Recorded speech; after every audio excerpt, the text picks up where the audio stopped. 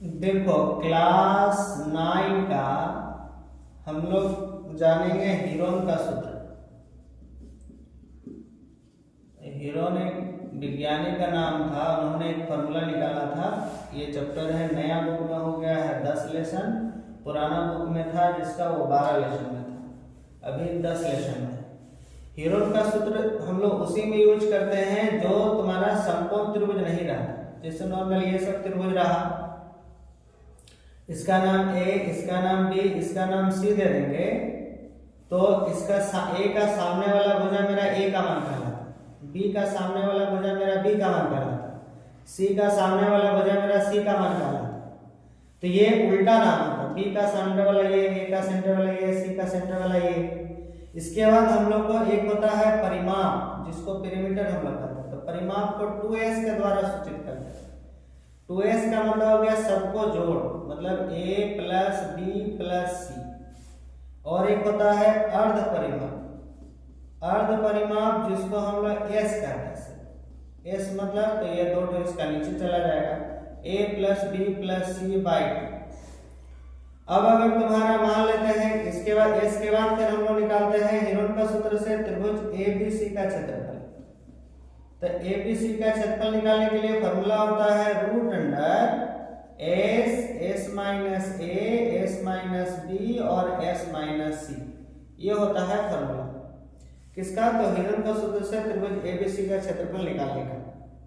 अब यहाँ पर एक चीज और आप लोगों को थोड़ा सा ध्यान देना है, यही मेरा हीरोन का सूत्र है, s बराबर ये फॉर्मूला होगा। अब आगे देखिए, आप लोग को इस तरह टाइप अच्छा परिमाप बोलेगा तो तीनों भुजा का जोड़ देना है। अब इससे आपको क्वेश्चन कैसे रहता है, लिखा हुआ रहेगा कि एक त्रिभुज है, एक त्रिभुज की भुजाएं आपको दिया रहेगा, एक रहेगा 7 सेंटीमीटर 8 सेंटीमीटर और एक रहेगा चलिए 9 सेंटीमीटर है। क्या बोलेगा? परिमाप ज्ञात है, परिमाप क्या है। तो जब भी आपको परिमाप बोलेगा तो आपको क्या करना है, तो तीनों भुजा को जोड़ देना है। 7 प्लस 8 प्लस 9 सबको जोड़िए, 8 7 15 और 15 9 होता है 24, इतना सेंटीमीटर। ये हो गया ऐसे। यही चीज तो सेम रहता, सेम क्वेश्चन रहेगा। और इस बार बोलेगा कि परिमाप के जगह पर बोलेगा अर्ध परिमाप। क्या बोलेगा? अर्ध परिमाप क्या है? सेम क्वेश्चन है, खाली अर्ध परिमाप बोलेगा।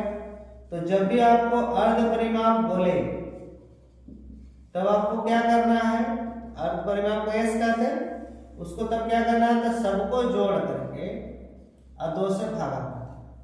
तो सबको जब जोड़े तो आया था 24 बटे 2 काटिए कितना हो जाएगा 12, तो 12 सेंटीमीटर। समझ में आया? उसी तरह टाइप से कुछ हम लोग को त्रिभुज को पहचान के रखेगा, ये सब आप लोग उतारिएगा। आगे हम लोग क्या जानेंगे कि कुछ त्रिभुज का पहचान करेंगे। जैसे एक होता है समद्विबाहु त्रिभुज। समद्विबाहु त्रिभुज किसको कहते हैं हम लोग? तो जिस त्रिभुज का दो भुजा समान, जैसे ए बी सी, ये भुजा और ये भुजा, कोई भी दो भुजा जिसका दो भुजा समान, ये अगर 10 सेंटीमीटर है तो ये भी 10 सेंटीमीटर होगा, लेकिन ये अलग होना चाहिए। तो जब तुम्हारे किसी त्रिभुज का दो भुजा समान रहेगा तो उसको समद्विबाहु त्रिभुज कहेंगे। और ये जो भुजा समान रहती है उसको हम लोग कहते हैं समान भुजा। और एक होता है समबाहु त्रिभुज। समबाहु त्रिभुज ध्यान में रखेंगे, जिस त्रिभुज का तीनों भुजा समान, ए बी सी तीनों भुजा समान, ये अगर ए है तो ये सब ए हो। समबाहु त्रिभुज का अगर कोई परिमाप बोलता है, किसका परिमाप?